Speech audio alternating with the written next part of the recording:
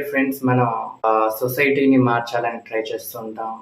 ఎదుటి వ్యక్తిని మార్చాలని ట్రై చేస్తూ ఉంటాం. కానీ ఎన్ని ప్రయత్నాలు చేసినా విఫలం అవుతూ ఉండటం మనం గమనిస్తాం. ఇక్కడ మీరు ఒకటి గుర్తుంచుకోండి, విఫలం అనేది లేదు.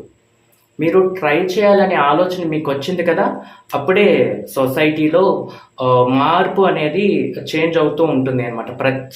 మీరు ప్రయత్నం చేయక మునుపే జస్ట్ మీరు ఆలోచన మీకు వచ్చిన వెంటనే సొసైటీలో చేంజ్ అక్కడక్కడ జరుగుతూ ఉంటుంది. బట్ మీ ఎక్స్పీరియన్స్కి రావడానికి లేట్ అవుతుంది.